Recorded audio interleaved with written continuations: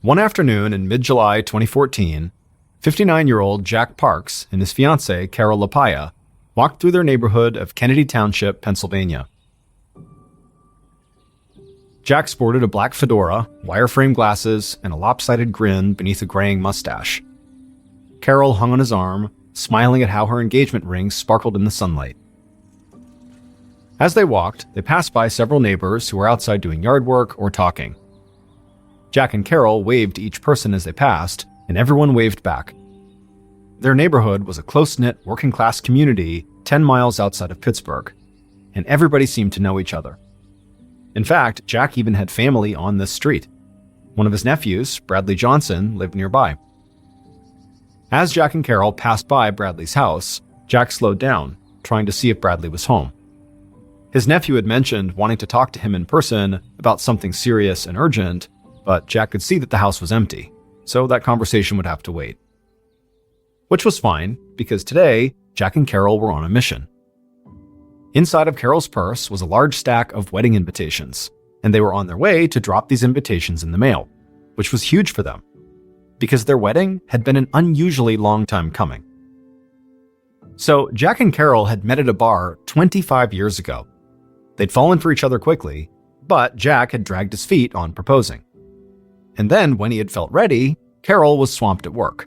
Then Jack was busy. The timing was just always bad, and the longer they put marriage off, the less important it seemed. And anyways, they were in love and totally committed to each other. They didn't need a marriage license to prove that. But last February, Jack's mother had passed away. Her death had made him realize that he wasn't getting any younger, and he really wanted to marry the woman he'd loved for decades. So, a few months ago, he'd finally proposed. And ever since, their days had been consumed with wedding preparations. They had the venue, the dress, and the rings, and now it was finally time to send out the invitations. The couple came to the end of the block and stopped in front of the mailbox. Carol took the envelopes from her purse and then joked that this was their last chance to cross anyone off their invite list. Jack just laughed and said they were not cutting anyone. So Carol pushed the envelopes through the mailbox slot until only one invitation remained. Carol hesitated for a second, looking at the name on that last envelope. It was her nephew, a 22-year-old named Michael LaPaya. She and Jack had been angry at Michael this whole past year. Their broken relationship with him was a sore spot for both of them. So Jack and Carol did not have children of their own, but they'd always doted on their nieces and nephews. When the kids were younger, Jack and Carol would have them over for slumber parties where they'd stay up late watching movies and eating popcorn, and as the kids got older, they'd all stayed close, except for Michael. A few years back, Michael had started drifting away from Jack and Carol and the rest of the family, and getting into lots of trouble. He joined the army, but gotten dishonorably discharged for marijuana possession, and ever since, he'd suffered from PTSD and began experimenting with harder drugs. But that was actually not what caused the rift. Jack and Carol had supported Michael, even through his struggles, until one day the previous September. During a Labor Day party that Jack and Carol had hosted, guests had seen Michael go into the couple's bedroom. And when the party was over, Carol had discovered that her expensive jewelry was missing. Jack and Carol had confronted Michael, who denied taking anything, but they hadn't believed him. They told him he was no longer welcome in their home, and things had been extremely tense between them ever since. But now, Jack and Carol were ready to make amends by inviting Michael to their wedding. So, standing on the sidewalk, Carol took a deep breath and then dropped Michael's invitation into the mailbox. And suddenly, both Jack and Carol felt a whole lot lighter. The invitations were out, and good things were ahead. Jack and Carol turned away from the mailbox and began heading back home. As they reached their driveway, Jack waved to a few men standing directly across the street, outside of a small factory called Silver Star Meats. The workers were outside in their aprons smoking, and they waved back. Jack was about to go over and talk to them when he noticed Carol's irritated expression, and so he thought better of it. Jack liked the guys from the factory, but he knew they made Carol uncomfortable. She hated that they took their smoke breaks so close to their house, and she thought their blood-stained aprons were kind of unsettling. So Jack just turned away, and then he and Carol walked up their porch steps and into their house.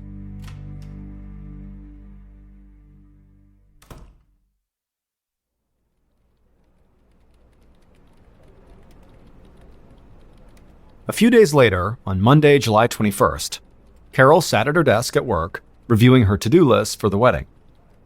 The ceremony was just 6 weeks away, and there was still a lot to figure out. But then, at 10:45 a.m., her cell phone rang. And to her surprise, it was Jack's realtor. Jack had hired this realtor to sell his mother's house after she had died, and now the realtor said some potential buyers wanted to see the house that afternoon. She wanted Jack and Carol to meet her there at 4 p.m. This was all good news, because Carol and Jack had been eager to sell that house as quickly as possible. But before hanging up, Carol asked why the realtor called her instead of calling Jack. The realtor said they did call Jack first. He just didn't answer. This seemed odd to Carol. As soon as she hung up, she tried Jack's cell phone, and it rang several times before going to voicemail. She left him a message, then hung up and called the house. And as it rang, she expected to hear Jack's voice any second, but again, the call went to voicemail. Carol just sat there, trying to ignore the sick feeling of dread in her stomach. Jack knew what a worrier she could be, so he always answered her calls. But she told herself that maybe he was in the shower, or maybe outside mowing the grass without his phone on him. He would probably call her back any minute. But the clock kept ticking, and by noon, Jack still had not called. And so Carol tried him again, but he still didn't answer. Frustrated, she dropped her phone back in her purse and just focused on her computer, trying to ignore her mounting anxiety. But by 2:30 p.m., when still Jack had not called, so now it's been 3.5 hours since that first missed call, Carol just couldn't take it anymore. So she left work and began heading straight home. 20 minutes later, Carol pulled up outside of her and Jack's house. And right away, she saw that the garage door was open and Jack's car was inside, which meant he had to be home. Carol felt relieved. She was sure Jack would explain why he had missed her calls, and better yet, they'd still be able to make their 4 p.m. appointment with their realtor. But as Carol got out of her car and started up the walkway, she saw something that made her stomach drop all over again. So Jack and Carol's front porch was enclosed by a gate, and both Jack and Carol always kept the gate closed because their dog was a runner, and they wanted to make sure he didn't get out. But now Carol saw the gate was wide open. Carol rushed through the gate to the front door and turned the knob. But even though the doorknob turned, meaning it was unlocked, the door didn't budge when she pushed on it. That's when Carol realized the deadbolt inside, which they never used, must be locked. And now her anxiety turned to actual fear. Between the deadbolt, the open gate, and Jack not answering his phone, she was certain something had to be wrong here. Carol's hands shook as she dug through her purse for the house key, then struggled to get it into the lock. Finally she did, the deadbolt turned, and the door swung open. Carol stepped inside with her heart pounding, but the house was silent and still. She took a few steps further in, and then her eyes suddenly fell on something under the coffee table inside of the living room. For a second, her brain couldn't even compute what she was looking at. But then, when it clicked, she let out a scream. Because underneath the coffee table was Jack. He was lying face down on the carpet with a pool of blood under his head. Carol rushed over to Jack and shook him, but he didn't move or make a sound. And so in a panic, she found her phone and dialed 911. When the dispatcher picked up, Carol shouted that there'd been some kind of horrible accident. Her fiancé must have fallen and hit his head on the coffee table. And she begged the dispatcher to please send help now.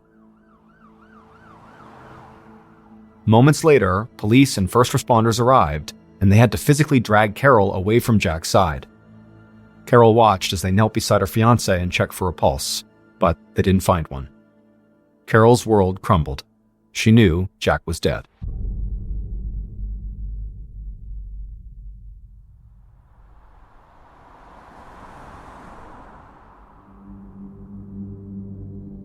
A short while later, Detective Lori McKeel of the Allegheny County Homicide Unit arrived on the scene. A perimeter was already established, and the house was crawling with police. But before McKeel went in, she looked around outside. Neighbors were watching the activity from their front lawns, and McKeel noticed a specific group of people huddled together on the sidewalk. consoling a sobbing woman whose hands were covered in blood. McKeel guessed this must be the victim's partner, and the people around her were her family.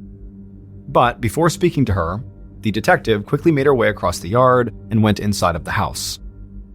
Inside, officers and forensic techs searched the front room for evidence. McKeel had already been briefed on this case, so she knew the victim's name was Jack Parks, and his fiancée had found him dead after an apparent fall. McKeel went into the living room, where Jack's body lay face up, partially underneath the coffee table.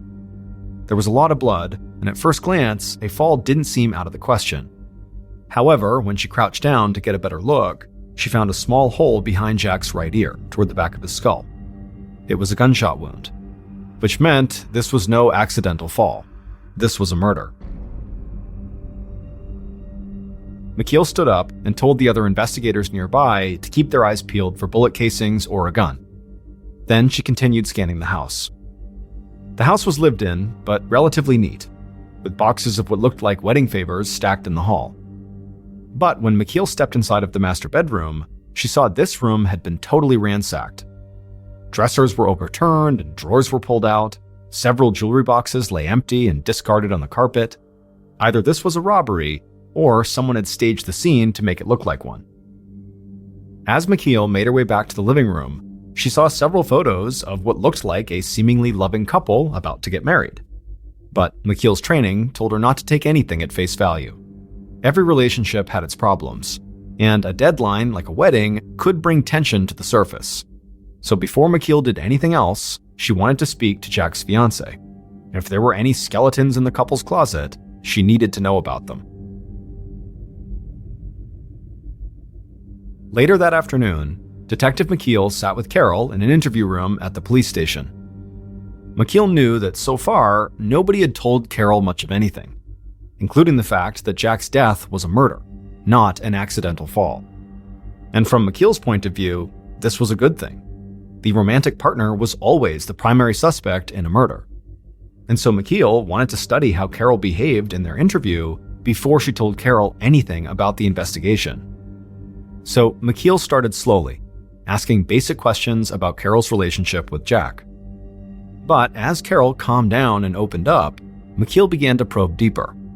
She asked if either Carol or Jack was getting cold feet about their wedding, and why did it take them so long to get engaged?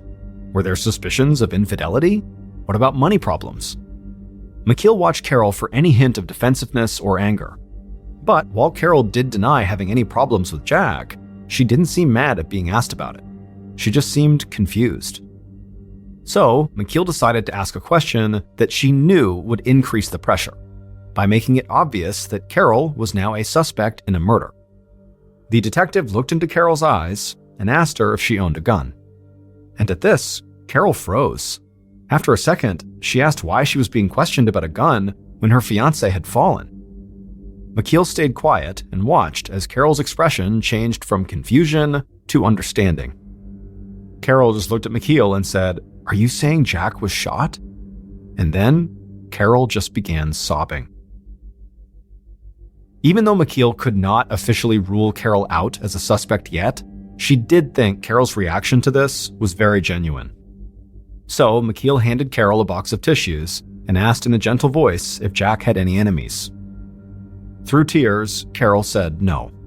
In fact, if anything, Jack was sometimes too friendly. Recently, Carol said she'd come home to find Jack hanging out in the living room with one of the workers from the factory across the street. Carol said she'd been mad at him for letting a stranger inside of their home. And then after that, Carol just broke into more sobs. McKeel narrowed her eyes as she thought back to Jack and Carol's ransacked bedroom. Crime scene techs were still processing the scene, but it had looked like theft was at least part of the motive. So if Jack really had no enemies and his murder was not personal, then this being a robbery by a stranger, like a factory worker, was a definite possibility. McKeel knew that if Jack and Carol's home really had been robbed during this murder, then whoever did the robbery would likely try to unload the stolen goods quickly. And the easiest way to do that was to sell them to a local pawn shop. So, the day after Jack's murder, McKeel got a list of the items missing from Jack and Carol's home, which included several expensive watches, rings, and other pieces of jewelry, and contacted every pawn shop in the immediate area. But none of them claimed to have any of the missing jewelry yet, so McKeel left descriptions of the items along with their number. McKeel also contacted the City of Pittsburgh Pawn Division, which kept an extensive database of pawned items, and gave them descriptions of the stolen jewelry as well. It was sort of like she was fishing, and so McKeel knew she had to be patient. So, while she waited to hear back, she began looking into the workers from the Silver Star Meats Factory.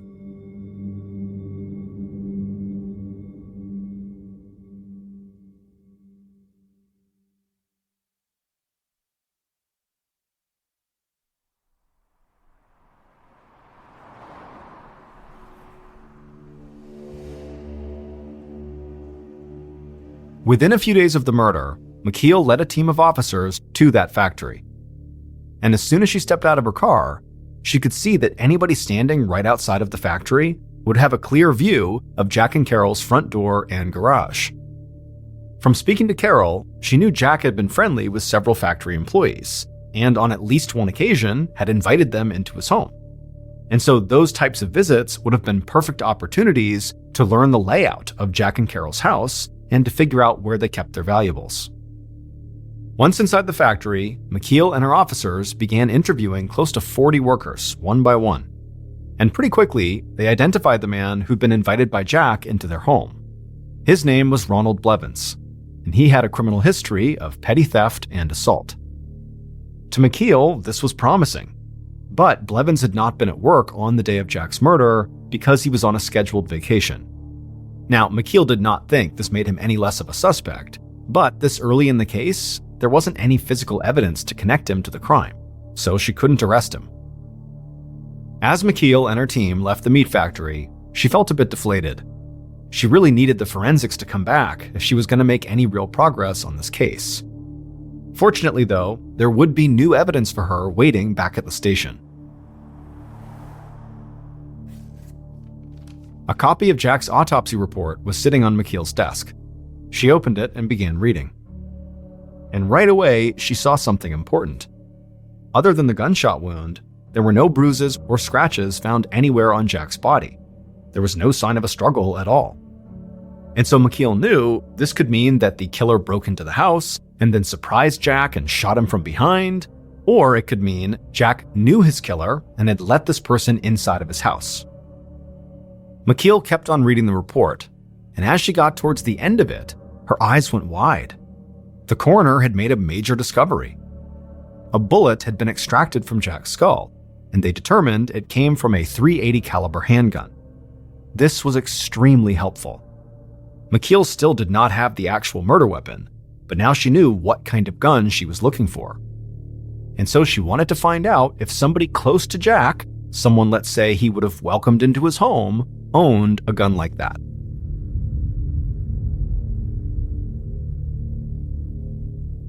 Over the next few days, Detective McKeel interviewed Jack's friends and family, and most of them echoed Carol's comments that Jack got along with everybody. And no one McKeel met with claimed to own a .380 caliber handgun. And so McKeel felt like she was quickly running into yet another dead end. That was until a few people mentioned a fight Jack had had with Carol's nephew at a Labor Day party. And also folks mentioned that one of Jack's nephews, so a different nephew, was looking to hash out a serious and urgent matter with his uncle in the days right before the murder.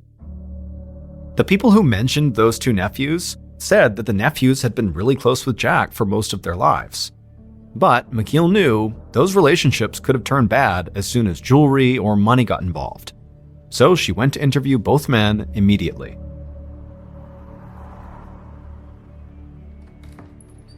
The first house she went to belonged to Carol's nephew, Michael Lapaya, the Army veteran who Jack and Carol had accused of stealing at their Labor Day party. When she began questioning Michael, he didn't deny that he and his uncle had a falling out. But he also insisted Jack was wrong about him stealing. More importantly, though, Michael denied having anything to do with Jack's death. He said he'd been busy on the day of the murder, at a doctor's appointment to treat his PTSD, and then he had also gone shopping with his girlfriend. And he showed McKeel receipts to prove it. And also, Michael did admit that he had lots of guns, and he knew how to use them after his time in the military. However, the one gun he didn't own was a .380 caliber handgun. After the interview, McKeel contacted the Veterans Affairs Medical Center and confirmed that Michael attended his appointment on the day of the murder. She was also able to verify that charges had been made on his credit card in a different city around the time of Jack's death. All in all, Michael's alibi seemed solid.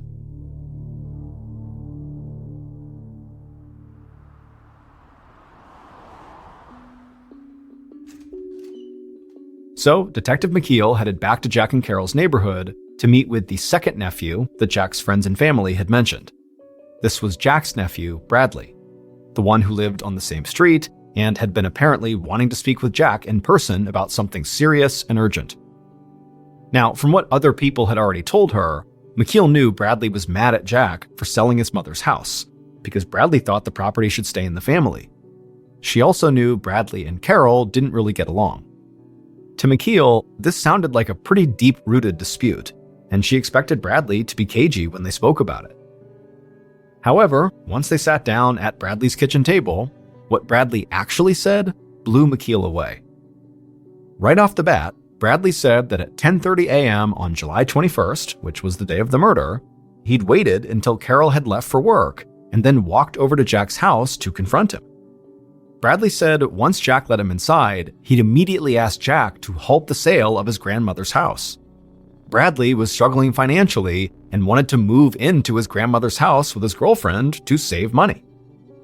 Bradley said Jack seemed open to the idea, but he refused to make a decision right then because he wanted to speak to Carol first. And at that point, Bradley knew he was not going to get the house, because he knew Carol would not like the idea and she would convince Jack to keep trying to sell the house. So Bradley told McKeel he'd just given up and left Jack's house sometime around 11:15 a.m., a little more than 3 hours before Carol would arrive home and find Jack dead. As Bradley finished up the story, McKeel was stunned silent. Bradley had just openly confessed to being inside of Jack's home, alone with him, on the day Jack died. And also, Bradley admitted that he had been there arguing over a property worth hundreds of thousands of dollars. But, amazingly, Bradley still wasn't done with his story. Just as McKeel was about to leave, he casually revealed one more fact. He told her that he did in fact own a .380 caliber handgun. McKeel confiscated Bradley's gun, then raced back to the station to have it analyzed by the ballistics lab to see if it was the murder weapon. It would take a while for the results to come in, but McKeel barely had to wait before she got another huge break in the case. That day, a member of McKeel's team told her he'd finally received a call back from a pawnshop owner in a nearby town. According to that owner, a young couple had come into their shop on July 21st, the day of Jack's murder. And this couple had wanted to sell a bunch of jewelry, including gold chains and rings. And the owner noticed that several of these pieces had been smashed and mangled, which made the owner suspect that these could be stolen. And so as a result, he had not purchased these pieces of jewelry, but he'd convinced the couple to let him take a few photos of the jewelry, and then after the couple left, he contacted the police in the area. And it had taken 3 days for those police to connect the incident to Jack's case and then get in touch with McKeel's team. But as soon as McKeel got this news, she went straight to the pawn shop to review the photos of the potentially stolen items. And when she saw these photos, there was no doubt that was Jack's jewelry. Now, this pawn shop did not have a security camera, so there was no footage of the couple who tried to sell Jack's stuff. But McKeel showed the pawn shop owner some photos of local criminals along with dozens of people of interest in Jack's murder case, which included Jack's nephew Bradley. And as these pictures were being shown, the owner suddenly stopped McKeel and pointed out one person in particular and said, "Yep, that's the man I saw." And to McKeel's surprise, it was not Bradley. The man the pawnshop owner picked out was named Brian Gibbons. He had a record of theft, and the police knew of him, but they hadn't remotely considered him as a suspect in Jack's murder because Brian had no known connections to Jack. But now, armed with this new information, McKeel left the pawn shop and headed to Brian's house. And as soon as Brian saw her, McKeel could tell she'd taken him by surprise. Brian denied having any knowledge of the murder, but when McKeel looked in his bedroom, It was absolutely littered with purses and jewelry. None of the items belonged to Jack or Carol, but a lot of the stuff had been reported stolen. This meant McKeel could charge Brian and hold him in custody while she looked for a connection to Jack's case. And so that's what McKeel did. She arrested Brian for theft. However, she still wasn't totally sure if he'd actually played a role in Jack's murder. McKeel had basically convinced herself that Jack's nephew, Bradley, was the killer. But now, Brian had come out of left field, and he seemed like an equally strong suspect. And so McKeel wondered if maybe these two men had worked together, with Bradley actually committing the crime and then passing off the jewelry to Brian to sell. But McKeel had no evidence that these two men even knew each other. And until the ballistics results came back, she didn't even know if Bradley's gun was the murder weapon. It was like suddenly McKeel had gone from having a case full of dead ends to having a case with too many good suspects. It would take another week before the final piece of evidence fell into place. On August 4th, 2 weeks after Jack's death, McKeel got a call about a second pawn shop, where a young man had stopped in the day after the murder trying to sell a bunch of damaged jewelry. Unlike at the first pawn shop, the employee at this one had not realized the jewelry was stolen, so he had bought it. Police had already examined the jewelry and confirmed it belonged to Jack. But the most important thing about this pawn shop was that it did have a security camera. And when McKeel watched that footage, she knew who killed Jack.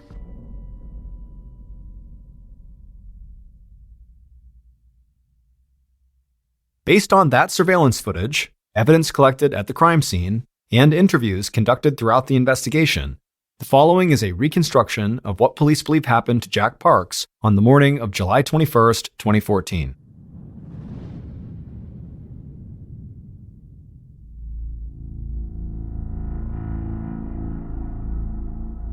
That morning, the killer woke up in agony. They lay in bed for several minutes, drenched in sweat. Their cramps were getting worse. And beneath the pain, a horrible, clawing hunger was growing, demanding to be fed. From the next room, their partner shouted that they were heading off to work. At this, the killer scrambled up, yelling for their partner to wait. The killer dragged themselves out of bed and stumbled from the room. With a wild look on their face, they told their partner to call in sick today. They were going for a ride. A short while later, at about noon, the couple pulled up to the curb 1 block from the Silver Star Meats factory. The killer eyed the house directly across from the factory. The garage was open, and Jack's car was inside. He was home. The killer reached inside the glove box and took out a .380 caliber handgun. They told their partner to drive away if they weren't back in 30 minutes. Then they pocketed the gun, pulled the hood of their sweatshirt over their head, and got out of the car. The killer's heart pounded as they hurried down the sidewalk, avoiding eye contact with the meat factory employees, just standing about in their blood-stained aprons. The killer reached Jack's house, headed up the walkway, went through the front gate, and right to the door. They knocked and then waited. When no one answered, they urgently knocked again. The door opened. Jack looked out and quickly waved the killer inside. Jack turned away from the door and asked the killer if he could get them something to drink. But the killer didn't answer. Instead, they followed Jack through the doorway and into the front room, and there, they stopped, drew the gun from their pocket, raised the barrel just inches from Jack's right ear, and fired.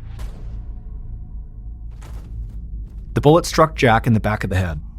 He fell, dead before he even touched the ground. And immediately, the killer bolted upstairs to the master bedroom, where they tore through the dresser, ripping out drawers and dumping the contents all over the floor. It didn't take long to find what they were looking for. They quickly dug through the room and found Carol's jewelry box and Jack's rings, chains, and watches. The killer stuck the items into the pockets of their sweatshirt, feeling a thrill of victory. Soon, that gnawing hunger would be satisfied. The pain would end. Then, the phone in the house began to ring, and the killer just froze. The killer listened as the call went to voicemail. Carol's voice echoed from the machine, asking why Jack wasn't picking up his cell phone, telling him that somebody was interested in buying his mother's house, and they needed to get there by 4 p.m. to open it up. Then Carol said she loved him and hung up. As soon as the voicemail ended, the killer rushed back downstairs to the front door. They grabbed the key off an end table to lock the deadbolt, but then something caught their eye. And once again, they froze. The killer saw Jack's feet jutting out from behind the coffee table. Beyond that, the killer saw the whole living room. It was a place with a lot of happy memories, where they, the killer, had spent countless slumber parties eating popcorn and watching movies with their cousins. A lump began to form in the killer's throat as they looked at a particular photo on the wall. Their 10-year-old self was smiling right back at them. The killer looked down at the floor, said goodbye to their Uncle Jack, and left.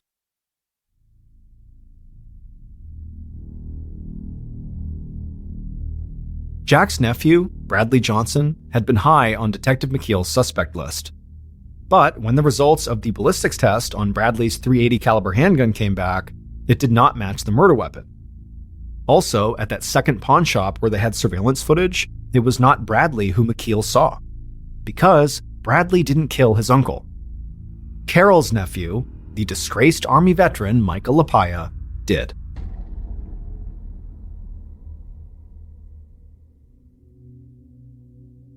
It would turn out Michael had been really struggling since his dishonorable discharge from the Army, even worse than some of his family knew. He'd started using heroin and begun stealing to support the habit. And as his addiction worsened, Michael became increasingly desperate for cash. And in July 2014, he saw a quick way to get it, by killing Uncle Jack and stealing his jewelry. Jewelry Michael pawned the next day for just a little over $1,000. Once Detective McKeel saw Michael on that pawn shop surveillance footage, she was sure she'd found Jack's killer. And soon after that, she dug into Michael's phone records and discovered that his phone had pinged off a cell phone tower near Jack's house around the time of the murder, not long before Michael had gone shopping with his girlfriend and to his medical appointment just to give himself an alibi. Eventually, Michael would confess to what he'd done. Michael was convicted of first-degree murder and received a life sentence without the possibility of parole. His girlfriend and alleged getaway driver was never charged. As for Brian Gibbons, the jewelry thief who Detective McKeel thought could be connected to this case, he was ultimately cleared of any involvement. The pawnshop owner who identified him had simply made a mistake. Austin Harroff was born on December 21st, 1996, to a dentist and a pharmacist. They lived in a beautiful home in Palm Beach County, Florida, which is not only one of the nicest and wealthiest places to live in Florida, but it is one of the nicest and wealthiest places to live in all of America. And that's why, as of 2021, there are 44 billionaires that call this paradise their home. In 2010, when Austin was 13 years old, his parents suddenly got divorced, and within the same calendar year, both of his parents had new girlfriends and boyfriends. Now, of course, this was a shock to Austin and to his 1 year younger sister Haley, but they both relatively quickly adjusted to their new normal. And that was in large part because the kids didn't move out. They stayed in the family home with their mom, and their father, he did move out, but he moved into a home that was very close by. About a year after the divorce, Austin began high school, and immediately he excelled. He was placed into all advanced classes, and within these advanced classes, Austin was consistently at the top of his class. Austin was also a big athletic guy. He was about 6 feet tall and weighed about 200 pounds, and so naturally, he played football for all 4 years he was in high school, and for 1 year, his sophomore year, he also wrestled. But despite his size and willingness to play these very rough physical sports, Austin was not an aggressive guy. In fact, his football coaches actually used to criticize him for not being aggressive enough. And on game days, they would try to make him mad in hopes that would inspire him to go out there and smash some people. But it really didn't work because Austin was Austin. He was just kind of a laid-back guy who was actually much more interested in helping people than smashing them. In fact, towards the end of high school, Austin became obsessed with trying to identify a career that would allow him to help the most people. And he was so passionate about this that when he spoke about it, a huge smile would kind of involuntarily appear on his face. And so because of this, and because of Austin's generally happy disposition, his father very lovingly began referring to him as the happy boy. Shortly before Austin's graduation in 2015, he received a letter in the mail from Florida State University, and it was informing him he had been accepted into their 4-year pre-med program. Austin had settled on medicine as being his intended career path to help the most people, and so being accepted into this very prestigious program was like a best-case scenario. And so Austin and his family were elated, and that summer that followed his high school graduation was totally charmed. Austin was on cloud nine, he spent a lot of time with his family and his friends, and then finally at the end of the summer, his family packed all of his stuff into the car, and they drove 6 hours north to Tallahassee, where the Florida State campus was. They helped move him into his dorm, and then afterwards they gave him a big hug, said good luck, and they left. And I'm sure on their ride back, the family members thought to themselves, Austin is doing so great. He is not only ready for college, he is ready to be an adult. He's ready to live on his own and be responsible. And at the end of Austin's first year in college, that supposition about him ready to be an adult seemed to be accurate. Austin got excellent grades, he met a nice girlfriend, and even though he wasn't playing organized sports like football, he had found another athletic outlet in bodybuilding. And he had actually built a decent-sized social media presence around bodybuilding and fitness. But underneath all of this public success Austin was having that year, he was actually struggling a lot of the time. He just wasn't telling anyone. In a journal he kept, he documented a deep sense of inadequacy caused primarily from his sense that his peers didn't accept him. And so he would write endlessly about how if he could just stop being so shy and be more assertive and outgoing, that more people would embrace him and would like him and would accept him. Over the course of that year, Austin also started abusing different substances. Those included things like alcohol, marijuana, and Vyvanse. Vyvanse is a drug that is a stimulant, and it's used to treat people with attention deficit disorder. He also experimented with hallucinogenic drugs like acid and mushrooms, and he also tried MDMA, which is kind of like a cross between a stimulant and a hallucinogenic. And those are just the drugs that we are aware he was taking. It's entirely possible he was taking other drugs too. Regardless, Austin began oscillating between the high of whatever drug or combination of drugs he was on to the low of his sober mind, which was totally saturated with anxious and depressive thoughts. Before the end of the school year, Austin was secretly poised for a full-blown mental breakdown, and it seemed like he knew it was coming too. In the last month before the end of school, his internet search history is filled with questions like, I think I'm crazy, what do I do? And how do you know if you're crazy? And how to deal with obsessive thoughts? And do I need to sleep? And what happens if you don't sleep? It was clear he was starting to question his own sanity. When Austin finally returned back home from Florida State that summer, his family immediately noticed there was something wrong with Austin. Within a few days of being home, Austin had moved his bed from his bedroom down into the garage, claiming that the reason he did this was because the house was full of demons. At night, instead of sleeping, Austin would patrol the house. He would literally just walk all around the house all night, never stopping, and every 2 hours he would knock on the bedroom doors of his family members and loudly announce that he was guarding them from the demons in the house. Now, you can imagine how his family felt at the time. This was so unbelievably weird and totally out of character that they just didn't really know what to do. Even though it was obvious there was something wrong, they didn't jump into action. Instead, the only thing they did at first was to just start locking their bedroom doors at night to prevent Austin from coming inside during his nighttime patrols. But as the summer progressed and Austin continued to act totally weird with no explanation, his family began to become convinced that he must be on drugs, that is what would explain all of this totally strange behavior.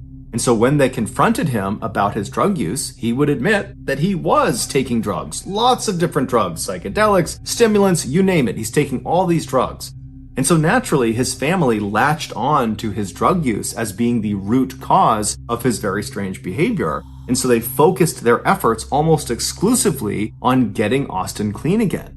But towards the end of the summer, Austin said he wasn't taking any drugs, but Austin was still acting totally crazy and unhinged. And so around mid-August, the family decided they had to utilize something called the Baker Act. Under the Baker Act, individuals in Florida who are suspected of severe mental illness can be detained for up to 72 hours at the behest of their loved ones, and during these 72 hours, this individual is thoroughly assessed to see what's going on with them, and then at the end of those 72 hours, they are given a treatment plan that their family is supposed to help them enact. But before the family could utilize the Baker Act, something horrific happened.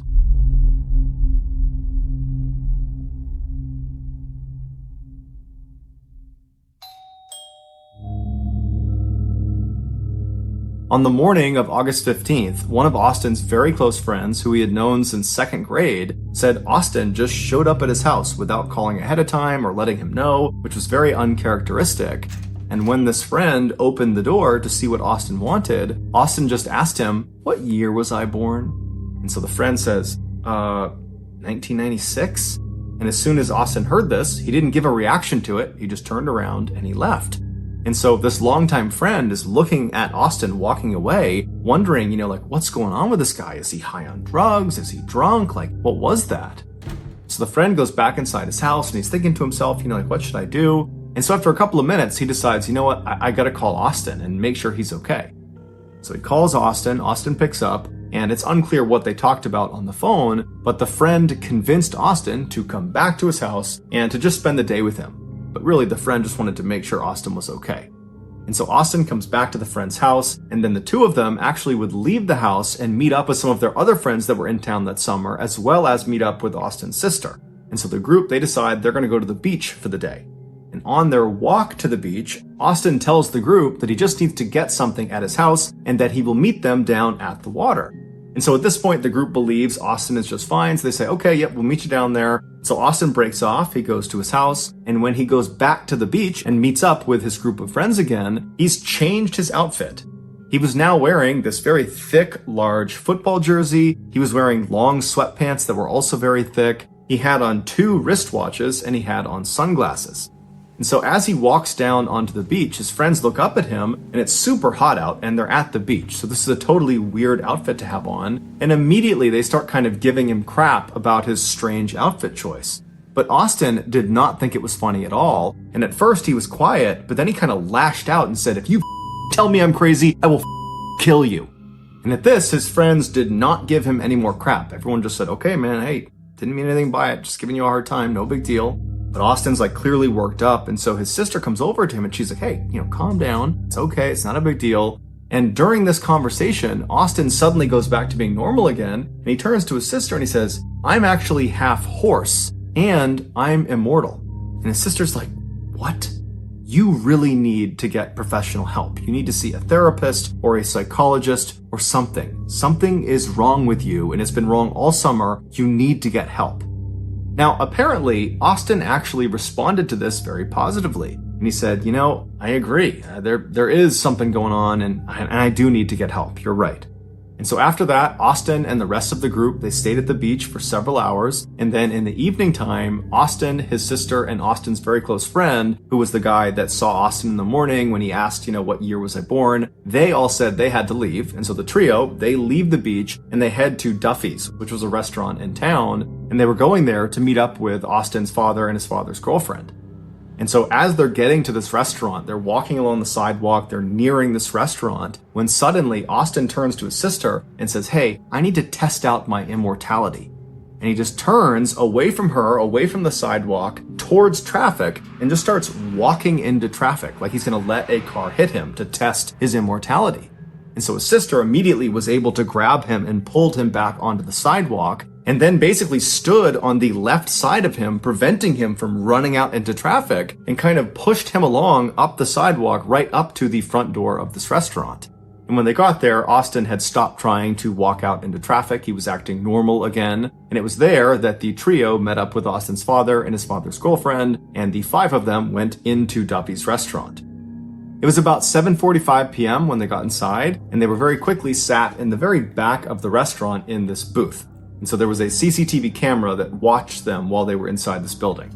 And so they're sitting at this booth, and about 3 minutes after having sat down, Austin gets up and walks away from the booth and walks as if he's going towards the bathroom, but then stops, doesn't go to the bathroom, turns around and walks back towards the front of the building, and then walks out the front doors, just leaves the restaurant altogether. Now, it's unclear if the rest of his family saw him do this. It doesn't seem like they did. But just a minute later, Austin comes back inside the restaurant and just walks right back to his table and sits down like nothing had ever happened.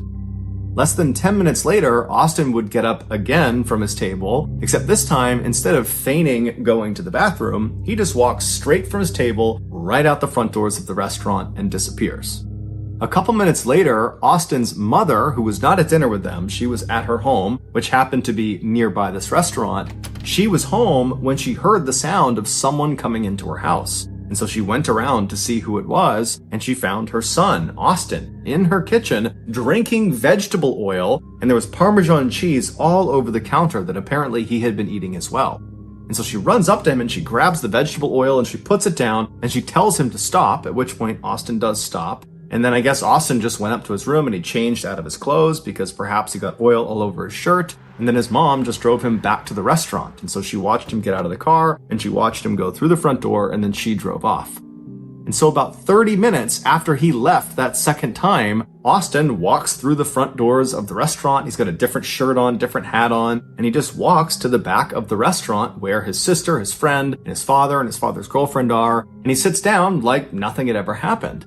At first, it looks like everyone at the table is just silent. But then Austin's father very clearly said something to Austin, and it seems kind of hostile. And it would turn out Austin's father, who loved his son, was just totally at a loss for what to do with him. And he said to Austin when he sat back down, "What is wrong with you?" And at this, Austin just stands up and presses his father's face back up against his seat, kind of pinning him there. And then at some point, he just lets go, he leaves the booth, and he walks right out of the restaurant for a third time. Austin's friend, who was eating with them, he got up and kind of chased after Austin, but he was about 30 seconds behind him, and so by the time he got outside, he didn't know where Austin went, and so he quickly came back in the restaurant. He told the rest of the group he didn't know where Austin was, and so at this point, Austin's father's girlfriend would actually call the police and report Austin missing. They knew he was totally unhinged and they didn't know where he was going to go, if he was a threat to himself or someone else, and so they figured they should just tell the police and have the police go find him. About 4 miles away from this restaurant, 53-year-old Michelle Mishcon was sitting in her garage watching TV. Normally, she would be joined by her husband, 59-year-old John Stevens, but he was out walking their dog, so for the time being, Michelle was alone.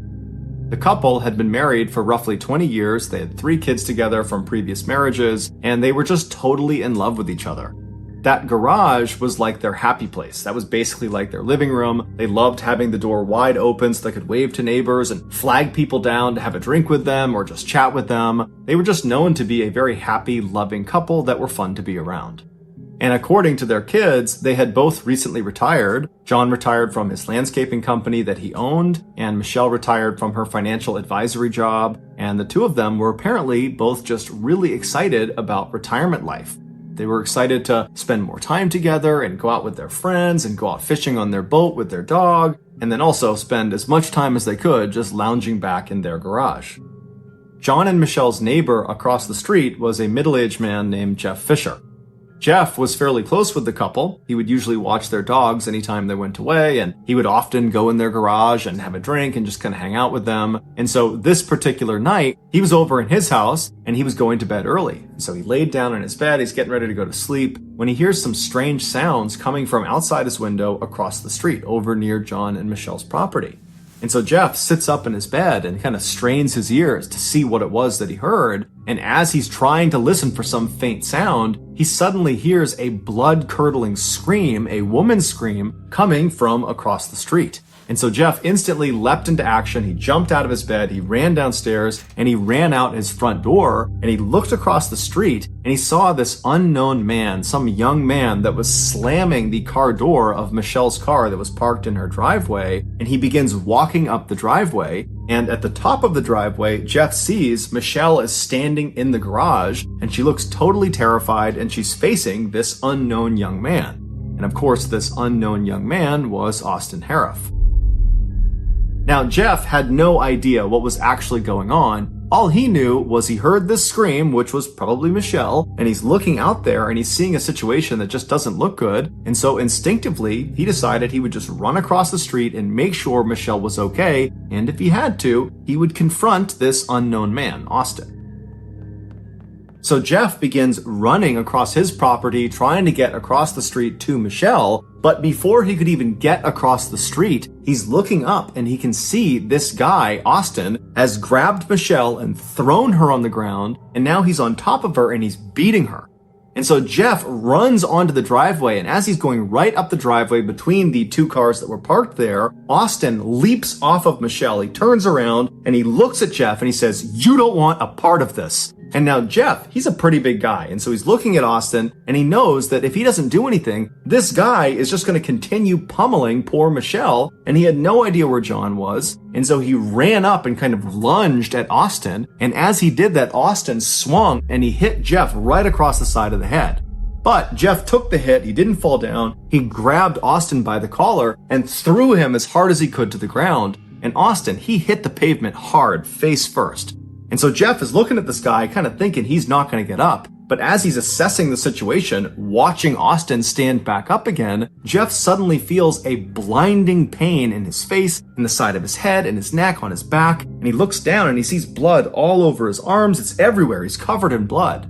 It would turn out Austin was carrying a knife. And so when he punched Jeff, that knife went into his face. It cut the side of his head. It cut his neck. And it cut his back. He had 5 different puncture points from that one swing. And so Jeff believed at the time this was a potentially fatal wound. He was worried perhaps his jugular had been struck and he was bleeding to death. And he's seeing Austin stand back up, coming right after him with this knife. And so Jeff decides their only chance is for him to run and call the police.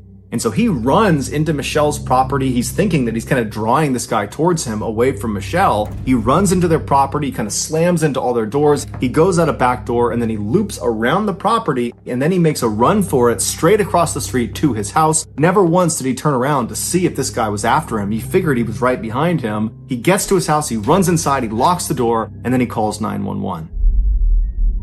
After the call is placed and Jeff is certain that help is on the way, he's barely conscious, but all he can remember thinking was, I hope this maniac, Austin, has abandoned his attack and just run off. Or, I hope John has come outside and he's helping his wife. But unfortunately, all Jeff could hear was the sound of Austin across the street making these loud, animalistic grunting sounds, and at the same time, he hears the sound of someone screaming at the top of their lungs. He doesn't even know if it's one person, if it's 2 people, if it's male, if it's female. All he hears is screams and grunting sounds. And then seconds later, the police show up.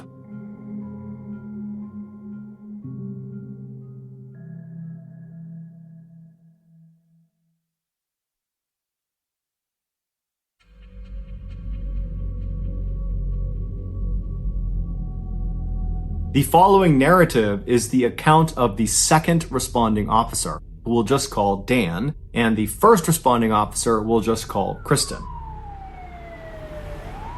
And so Dan, he comes flying down the street, he's got his sirens on, and he pulls in right behind Kristen's cop car, which is parked right out in front of John and Michelle's property. Kristen is already running up the driveway. Her gun is out. She's getting ready to engage somebody at the top of the driveway. And so Dan, he hops out of his car. He's got his hand on his gun. And as he turns to run up the driveway, his view is obscured. There are 2 cars parked in the driveway. And so he can't see what's at the top of the driveway that Kristen is apparently getting ready to draw her gun on.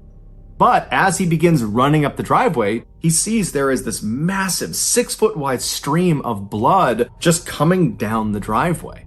And so he goes around the left side of the left car, he goes up and he sees Kristen right at the top of the driveway. She's got her gun aimed at the ground right in front of the car, so he can't see what's in front of the car yet.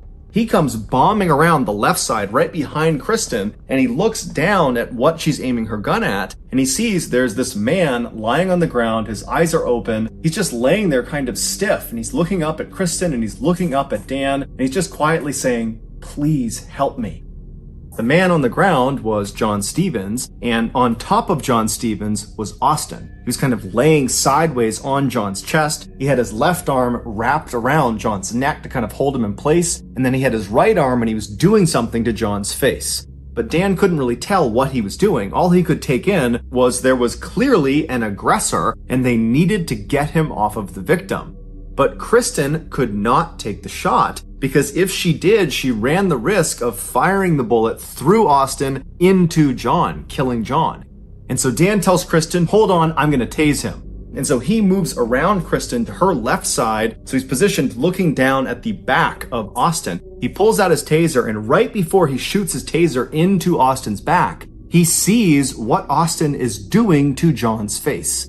With his free right hand, he was reaching into John's mouth and pulling his cheek out, kind of like a fish hook. He was pulling it out as far as he could, and then he was biting into John's cheek, and he was ripping out pieces of flesh and chewing and swallowing them.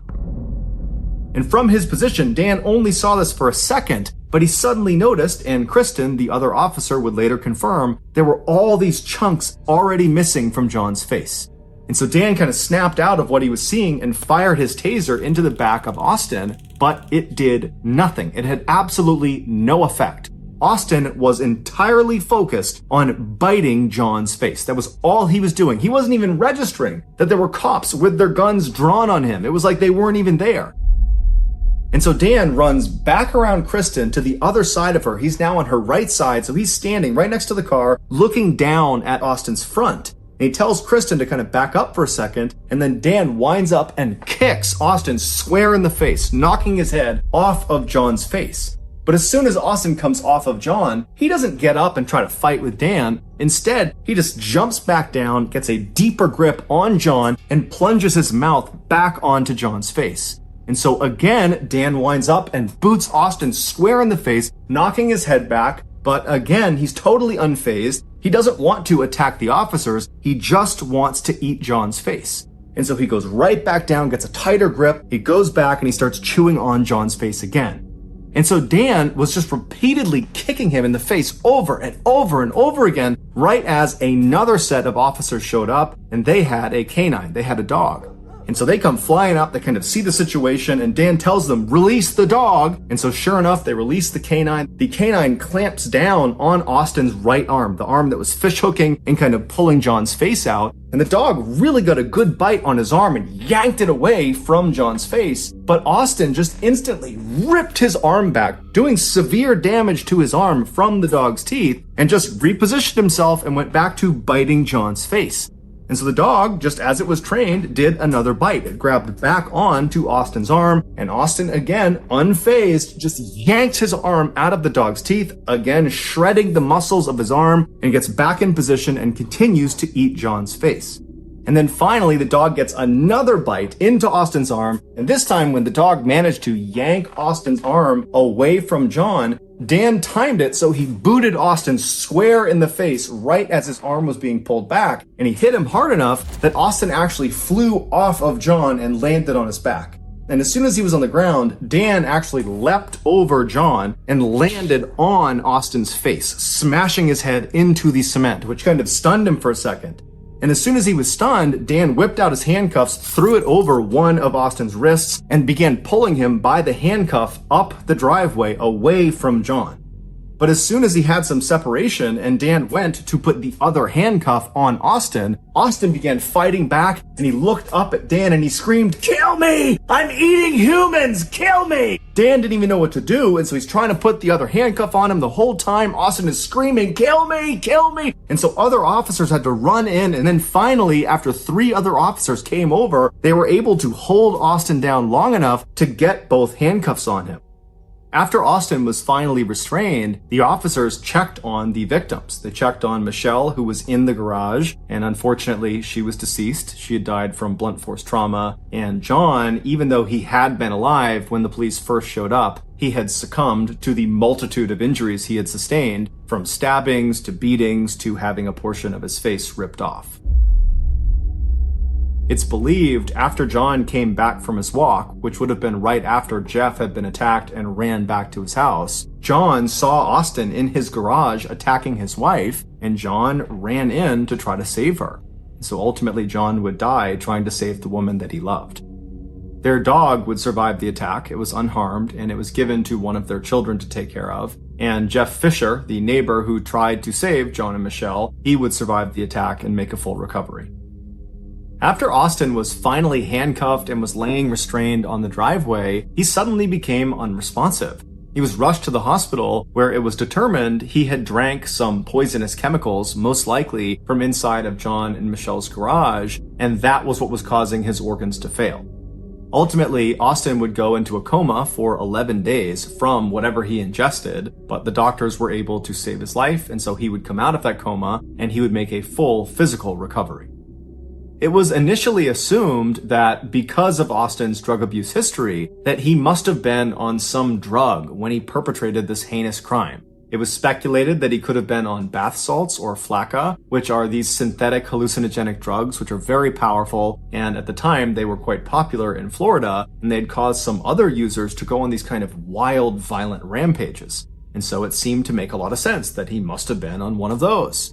But when Austin's toxicology report finally came back, it showed he only had a very small amount of THC in his system, which is the drug found in marijuana, and then the other drugs that were in his system were all induced by the doctors and nurses at the hospital, which meant at the time of this attack, Austin was effectively sober.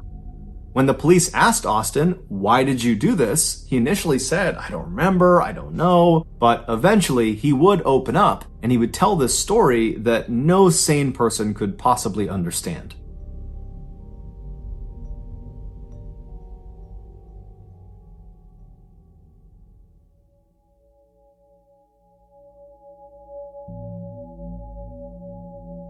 He said after he left that restaurant where his family was that third time after he fought with his father and he stormed out, after that, he saw this dark figure outside with a white face, and he knew immediately that this figure was evil. And so instinctively, Austin began running away from this evil figure. And so he ran about 4 miles into John and Michelle's neighborhood. And when he got to this neighborhood, a neighborhood he was not familiar with, that he didn't intend to go to on purpose, he just kind of wound up there. He said he saw this brightly lit up garage and he ran up into it believing he could enlist the help of the people inside of this house and that they would help him defeat this evil figure that was lurking somewhere nearby. And so he runs up into this garage, which happens to be John and Michelle's garage, and Michelle is in there. John is not. He's out for the walk with his dog, and Austin approaches her and tries to get her to help him, but he probably came off looking completely insane and Michelle screamed. At which point, Austin said he believed Michelle was a witch, and so he pulled out his knife and he attacked her. And then after she fell to the ground, Austin said he drank a bottle of alcohol or something, which we now know was most likely very poisonous lawn chemicals that was just in the garage. After he drinks that bottle, he turns around and now he's looking out of the garage towards the street. And he said he saw this other figure in the doorway with a dog next to him. And then Austin said his mind just went blank. It's believed the figure he saw in the doorway was John Stevens returning from his walk, but we don't know for sure, and frankly, this story is pretty incoherent to begin with, because it doesn't account for the fact that before John came back, Austin had been grappling with Jeff Fisher and stabbing Jeff Fisher, the neighbor. But Austin would say he has no recollection of encountering Jeff Fisher, he has no recollection of John or what he looked like, and he certainly doesn't remember biting John's face, and he had no memory of any interactions with police. He said that basically he turned around, he sees this figure, this dog, and then his mind went blank, and then he woke up about 2 weeks later in the hospital. Now, when his story went public, a lot of people just were not willing to accept that story. They said he was making it up so he could plead insanity at his trial and get a lesser sentence. But a world-renowned forensic psychologist named Philip Resnick, who had worked on many high-profile cases before, he did a lengthy assessment of Austin, and he came to a very different conclusion than the public. In his 38-page report, Resnick points out the fact that Austin continued to bite John's face even when he was being openly threatened with being shot by the police officer standing right over him. He continued to bite John's face after he was tased. He continued to bite John's face after he was kicked in the head repeatedly. He continued to bite John's face after a dog repeatedly bit him. This all suggests that Austin was truly in a psychotic state when this attack occurred. A sane person, even under the influence of drugs, will retain a basic survival instinct. They will try to protect themselves. So when there are guns pointed at them, or they're being physically harmed, or there's threats of violence, they'll do things to protect themselves. But Austin didn't. It was like he had no idea about anything else except John's face. Resnick specified that the type of psychotic episode that Austin was suffering from on the night of the attack is something called clinical lycanthropy delusions. Clinical lycanthropy is a very rare occurrence where an individual believes they are no longer human, and almost always what they believe they are is something akin to a werewolf. And in Austin's case, it's not that hard to figure out why you might reach that type of conclusion. He had told his sister that he believed he was half horse, and then on a couple other occasions he had told his other friends that he believed he was half dog. And then of course, on the night of the attack, after he killed Michelle, he pounced literally on John and began eating his face while making those loud animalistic grunting sounds. This is behavior that is certainly on par with what you would expect a werewolf to do in a movie. But this was not a movie, this was real life. After Austin came out of his coma, but before he had been transferred to jail, he agreed to do an interview with the clinical psychologist TV personality Phil McGraw, better known as Dr. Phil. And during their 10-minute Zoom interview, Austin would break down and cry and say he was incredibly sorry to the family of the victims, that he didn't really know why it happened, and that clearly there was something wrong with him and he needed help, and he just hoped they could find it in their hearts to eventually forgive him.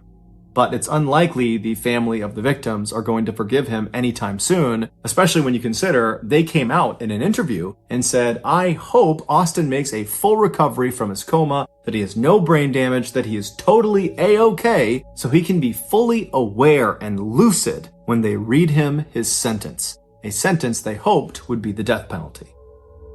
It was a humid Saturday afternoon in August of 2012. 55-year-old Thomas Rybinski stood at the helm of his boat, steering it across the lake near his home in Tennessee. He'd spent all day on the water with his wife Colette and a few friends, and it had been the perfect day for boating. Hot and steamy, but with a light breeze sweeping across the lake. Thomas couldn't believe that he'd almost canceled on his wife and friends that morning. He'd woken up with a headache and an upset stomach, but Colette had made him some coffee, which had helped him feel better, and once he was up and moving, Thomas felt okay. Still a bit shaky, but good enough to keep their boating date with their friends. Thomas was actually accustomed to having to push through discomfort. He had chronic back pain from an old accident that flared up every time he rode his motorcycle, went on a strenuous hike, or really did any sort of strenuous activity at all. But Thomas loved exercising and being outdoors, and so he wasn't about to stop doing those things just because of a little backache. And he also got cortisone injections every month, which helped manage the pain in his back. Thomas was feeling especially grateful to be boating as he looked out over the bow, navigating the boat around a corner toward a little cove. Once he was in the cove, he dropped the anchor, and Colette started unpacking the food they'd brought for dinner. A few hours later, Thomas was halfway through a lively story about his recent hiking trip to Colorado when he felt a tap on his arm. It was Colette, and he knew she was giving him the signal that it was about time to head back. Thomas looked up and realized the sun was starting to set. He'd been having such a nice time, he really hadn't noticed how late it was getting, and he knew they wanted to be tied up at the dock by nightfall. So Thomas helped his wife pack up quickly, then he pulled up the anchor line and steered the boat back to shore. About a week later, on the following Friday morning, Thomas sat at his desk at General Motors, looking over a blueprint. For years, Thomas had worked as an automotive designer, and right now, he was designing a new vehicle interior. He doodled ideas on a spare sheet of paper as he brainstormed. But today, he was just drawing a blank. In fact, the only thing he could even think about was the pounding going on in his head. Last weekend's headache that almost made him cancel that boating outing had come back. And it actually had gotten worse and worse throughout this last week. Now the pain was sharp and persistent, like somebody was snapping a rubber band against his temples over and over again. Thomas put his elbows on his desk and cradled his face, trying to block out the stark overhead lighting in his office. Thomas hated the idea of leaving work early, but for the first time in years, he was debating whether or not he should go home sick. But ultimately, after rubbing his eyes and thinking about it for a second, he decided he would just try to tough it out. If he was going to have a headache, he figured he'd rather have it here, where at least he could attempt to kind of occupy his mind for a moment by working on a project that he loved. But once the clock in his office finally reached 5 p.m., Thomas was so ready to get out of there. He packed up and headed home for the weekend, glad to have the next 2 days to rest up and recharge. But that weekend, his headache didn't go away. And on Sunday morning, Thomas awoke to some of the worst pain he'd ever felt in his life.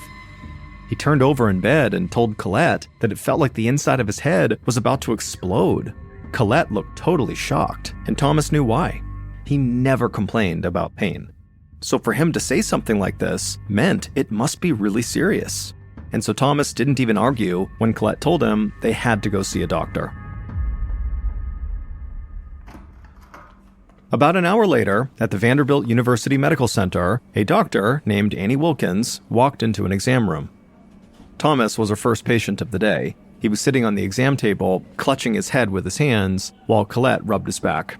And so from the moment Dr. Wilkins saw Thomas, she could tell he was in immense pain. Dr. Wilkins asked Thomas to lift his head up for a moment so she could give him a routine examination.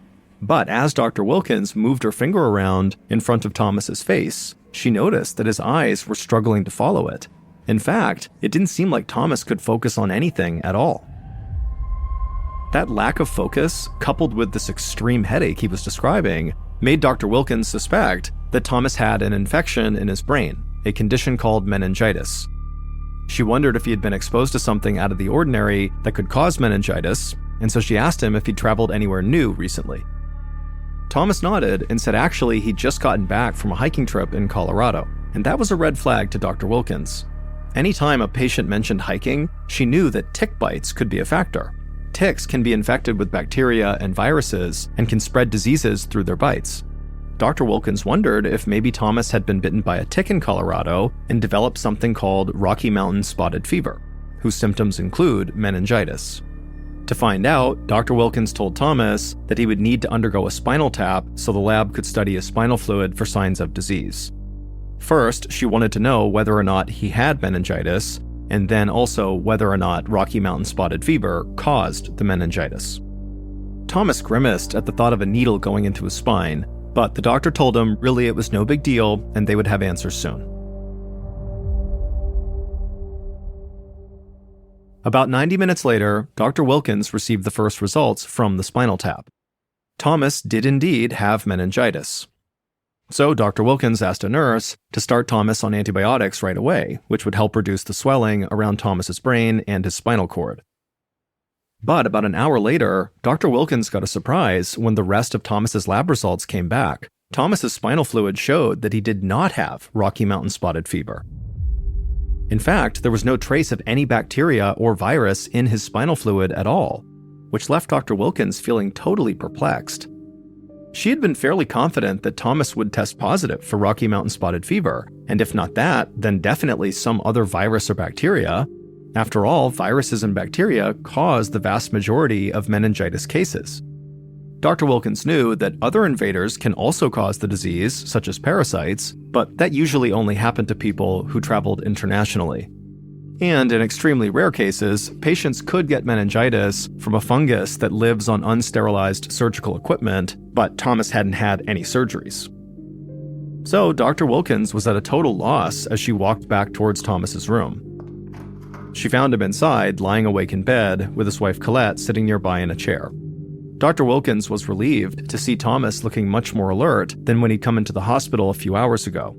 The antibiotics already seemed to be helping him. Colette stood to greet Dr. Wilkins and then quickly asked her if they knew what was wrong with her husband. But Dr. Wilkins had to be honest and said no, she didn't know yet. She was going to keep Thomas in the hospital for a few days. That way they could keep an eye on him as the antibiotics fought the infection. But she still did not know what had caused this infection in the first place. Over the next few days, Thomas steadily recovered, and on the 5th morning of his hospital stay, Dr. Wilkins was glad to see that Thomas was nearly back to his usual self. He wasn't in pain, and he no longer seemed groggy. Dr. Wilkins felt so confident about Thomas's condition that she actually discharged him from the hospital so he could finish recovering at home. 1 week later, on September 7th, an epidemiologist named Dr. April Petit returned to work at Vanderbilt University Medical Center after a week off. She began her day by looking over her patients' charts, and one caught her eye.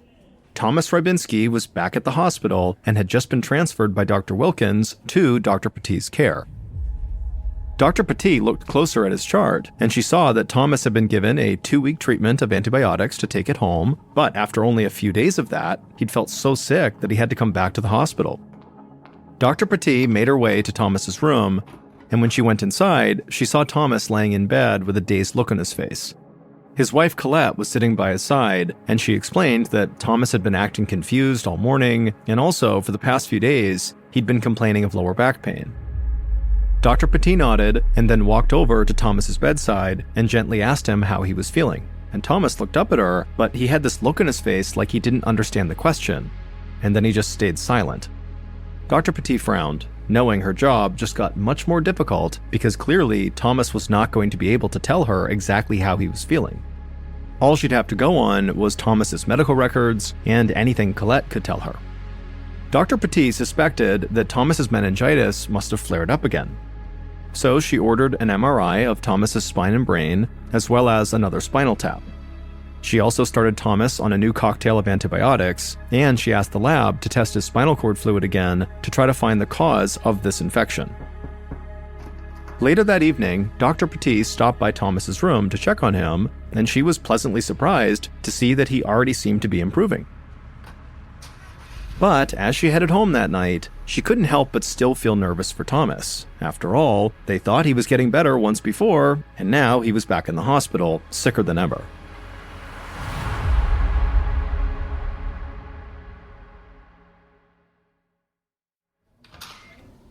Six days later, on September 13th, Dr. Petit arrived for an early morning shift, feeling sleepy as she drank the last sips of the coffee she'd gotten on the way to work. The moment she sat down in her office, her pager went off, calling her to Thomas Rybinski's room. Dr. Petit had a bad feeling. Even though Thomas had improved slightly in his first afternoon back in the hospital, he was incoherent again by the next morning, just as Dr. Petit had feared. And he'd only been getting worse as the week wore on. When she arrived in his room and said hello to Thomas, she immediately noticed that the right side of his face was completely slack. His features were drooping, and Dr. Petit suspected that Thomas had suffered a stroke. And so she pressed the call button because Thomas would need a brain scan right now. An hour later, Dr. Petit received the brain scan results, which showed that the arteries at the back of Thomas's head were blocked. They also showed a pool of blood where Thomas's brain and spinal column met. Dr. Petit shook her head. Thomas definitely suffered a stroke. She knew that this damage was caused by something that was trying to invade Thomas's brain. But what was it? Thomas's spinal fluid was still free of bacteria and viruses. It made no sense. And yet there had to be some logical answer. Dr. Petit just needed to find it.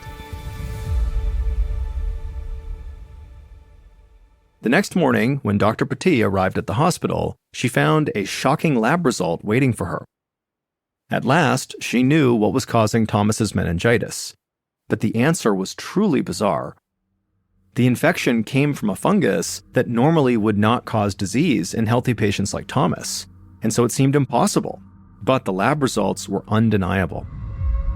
A shiver ran down Dr. Petit's spine. Fungal meningitis is not only rare, but it's also deadly. Many patients die from it, even with proper treatment. And so Dr. Petit raced down the hall to order new medication for Thomas, hoping they were not too late. 5 days later, on September 18th, Dr. Petit sat in her office, combing through medical journals. She was still stunned over Thomas's diagnosis and was trying to find a published study that might help her understand how Thomas's brain had been invaded by fungus. But it was not until late afternoon that she finally landed on an article that piqued her interest. The article was about a cluster of fungal meningitis outbreaks that occurred following a devastating 2004 tsunami in the Indian Ocean. Following the tsunami, pregnant women began developing fungal meningitis after getting epidural shots in their spines with needles that had been stored in damp warehouses. The dampness turned out to be a breeding ground for fungus, which made these needles deadly. Dr. Petit wondered if something similar could have happened to Thomas, that he'd been injected with a fungus-covered needle. If that was the case, then other people might have gotten the same dangerous treatment. She began drafting an email to the Tennessee Department of Health. She needed to report Thomas's case right away. But as she typed, her pager went off. It was another alert about Thomas, and this time he was crashing. So Dr. Petit got up and raced out of her office and down the hall to Thomas's room, and when she went in there, she saw Colette in the corner crying, and a nurse who was right by Thomas's bedside preparing to intubate Thomas because Thomas had stopped breathing. That same afternoon, so on September 18th, Dr. Marion Kaner was answering emails from her desk at the Tennessee Department of Health, where she specialized in tracking infectious diseases. Dr. Kaner yawned and lifted her rimless glasses to rub her eyes. She was normally peppy and focused, but always seemed to get a bit tired when it was time to sign off for the day. But then an email labeled urgent popped into her inbox. The email was about Thomas Rybinski's rare case of fungal meningitis and his doctor's suspicion that it could have been caused by dirty needles. Dr. Petit had managed to stabilize Thomas, but he was in critical condition, and Dr. Petit was worried that others might get sick too. Initially, Dr. Kaner thought that Dr. Petit's worry about some kind of a fungal meningitis outbreak seemed far-fetched. That is, until she read a very interesting detail in Dr. Petit's letter. About 2 weeks before Thomas got sick, he had gone to a nearby clinic for a steroid injection to help with his chronic back pain. So it was at least possible that that clinic injected him with a dirty needle. Dr. Kaner was familiar with the clinic in question. She knew they saw about 160 patients each week, which meant that if one patient had been infected by a dirty needle, there were likely to be more cases. Dr. Kaner decided to launch an immediate investigation.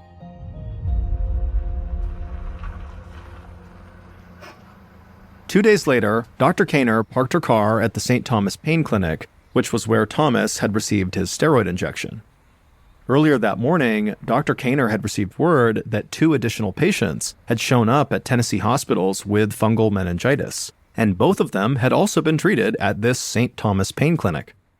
Dr. Kaner called the clinic to inform them of the infections, as well as her suspicions that the pain clinic could be at fault. To her relief, the clinic director immediately volunteered to shut down until they could determine what was causing the meningitis. Dr. Kaner and a few colleagues got out of the car and walked inside the modern-looking clinic with big glass doors and tall windows. The clinic director came out into the waiting room to greet them. Dr. Kaner shook his hand and explained they would need to swab the entire clinic for signs of contamination. And the director said that was totally fine, take your time, and just said if you need anything from me, let me know. Dr. Kaner and her team followed the clinic director through the facility, which Dr. Kaner noticed was sparkling clean. The director showed her where supplies were kept, including syringes and needles. Then he walked them over to the industrial fridges where they kept the steroids and other medicines. The investigators took samples and got busy making sure everything was up to code. Meanwhile, Dr. Kaner kept an eye out for mold. She even got down on her hands and knees to inspect the refrigerators, but she found nothing. Dr. Kaner would still test the samples they'd collected, but she had to admit, the clinic appeared clean and safe. There were no expired steroids, no dirty instruments. It was clear the medical staff took great care of the place and followed protocol to a T. But for the purposes of Dr. Kaner's investigation, this actually was a big problem.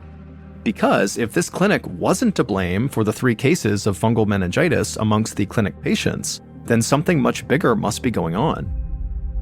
Dr. Kaner thanked the clinic director before heading back to her office, knowing it was time to alert the Centers for Disease Control, or CDC, the agency that handles national disease outbreaks. A few days later, Dr. Kaner sat in a conference call with researchers from the CDC who were calling from their headquarters in Atlanta, Georgia. After first contacting the CDC, Dr. Kaner had reached out to medical professionals all across the state. So far, she had received word of 1 confirmed death and 5 cases of suspected fungal meningitis.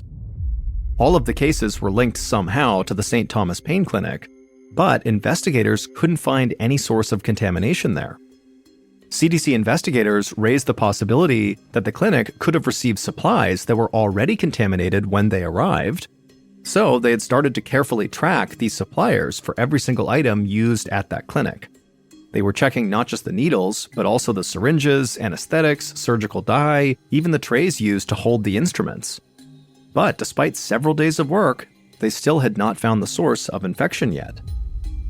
As Dr. Kaner listened in on this conference call, one of the investigators in Atlanta reminded everybody on the call that many of the patients at the St. Thomas Pain Clinic had received steroid injections to relieve their discomfort. So, if the clinic's needles weren't dirty, then maybe the problem was actually the steroids themselves. Another CDC official then added that it would be easy enough to check because all of the clinic's steroids had all come from the same place, the New England Compounding Center, or NECC for short, which was located in Framingham, Massachusetts. The CDC investigators said they should let NECC know which steroid batches were being linked to the meningitis cases. That way the company could recall the batches immediately. And so Dr. Kaner suddenly felt hopeful.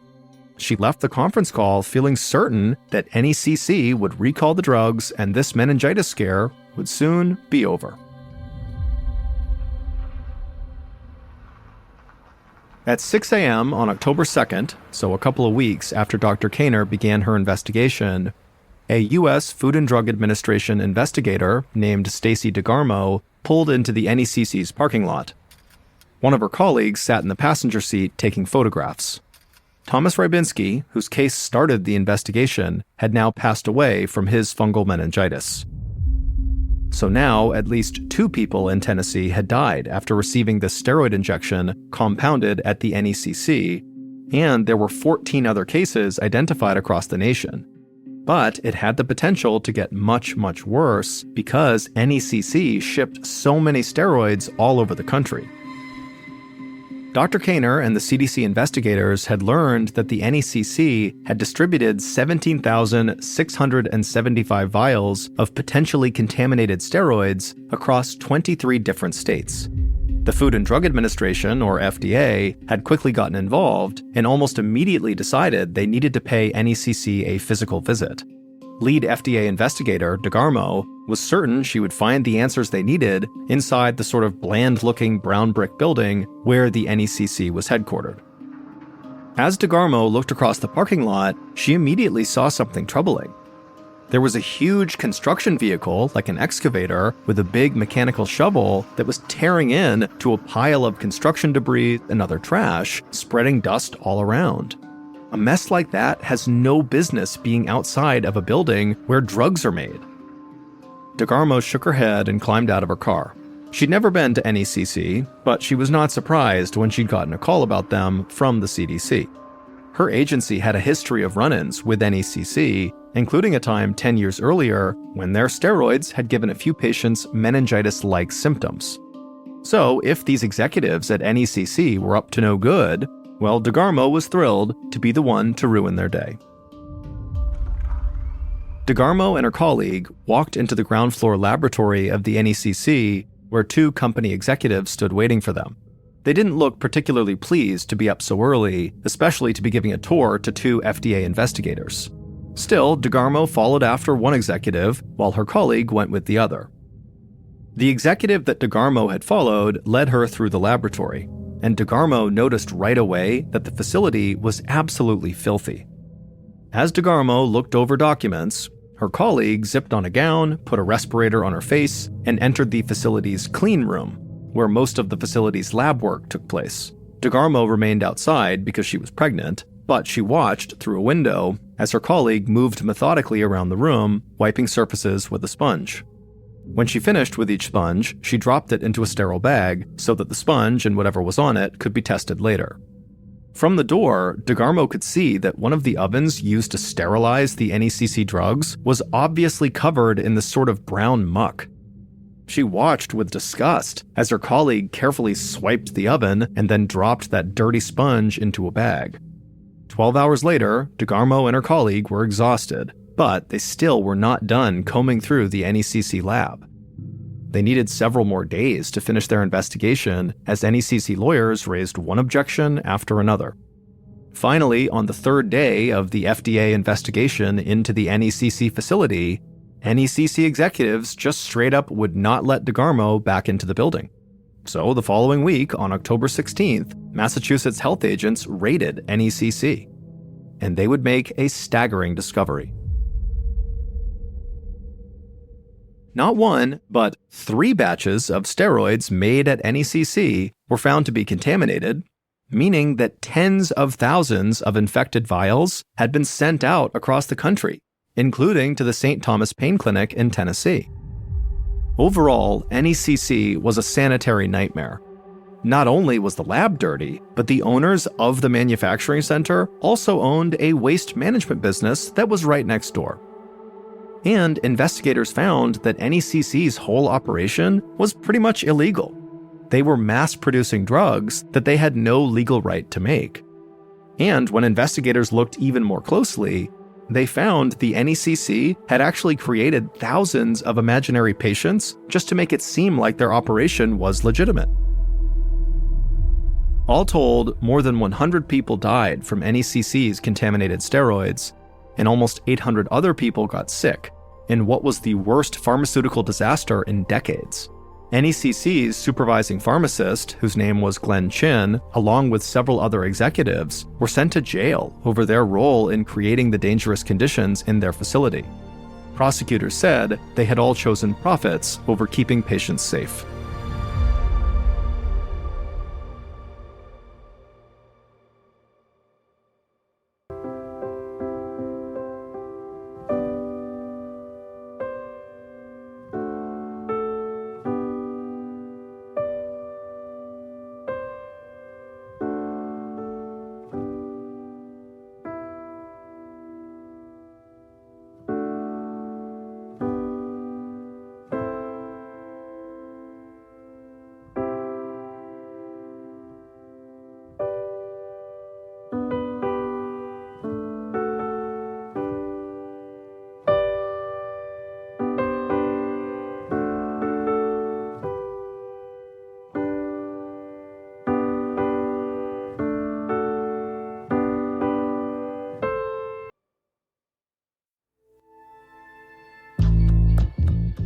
From Ballin Studios and Wondery, this is MrBallen's Medical Mysteries, hosted by me, Mr. Ballin. A quick note about our stories: we use aliases sometimes because we don't know the names of the real people in the story, and also, in most cases, we can't know exactly what was said, but everything is based on a lot of research. And a reminder, the content in this episode is not intended to be a substitute for professional medical advice, diagnosis, or treatment. This episode was written by Aaron Lan. Our editor is Heather Dundas. Sound design is by Matthew Chaleli. Our managing producer is Sophia Martins, and our coordinating producer is Taylor Sniffen. Our senior producer is Alex Benedon. Our associate producers and researchers are Sarah Vitak and Teja Palakonda. Fact-checking was done by Sheila Patterson. For Ballin Studios, our